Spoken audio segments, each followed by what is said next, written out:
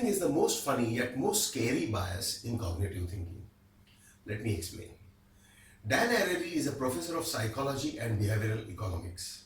In his book, Predictably Irrational, he describes the following experiment. A professor once placed a bottle of wine on the table.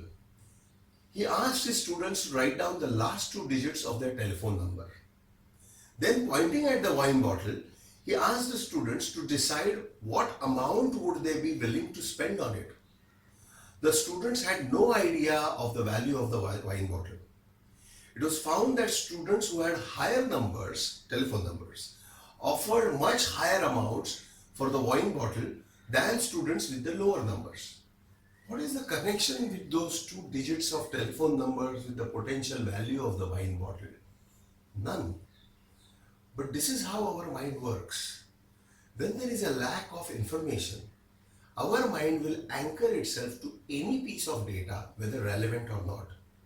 That's why I said it is at the same time funny as well as scary.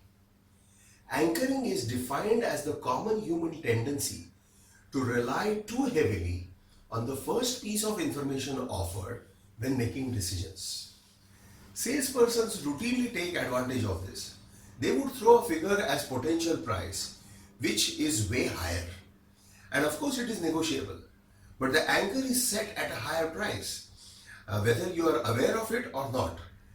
So invariably while negotiating, even if the price is written down by the buyer, it is still a better bargain for the seller, even though at the same time the buyer may be feeling that he negotiated well and got a bargain.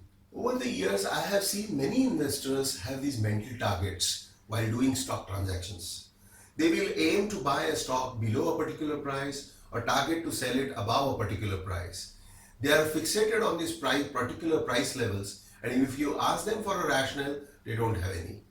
They need to examine what are the anchors behind their thought process. You depend on anchoring every day to predict the outcome of events, to estimate how much time something will take, or how much money something will cost. When you need to choose between options or estimate a value, you need an anchor. How much should you be paying for cable? How much should your electricity bill be? How much rent a neighborhood costs? You need an anchor from which to compare.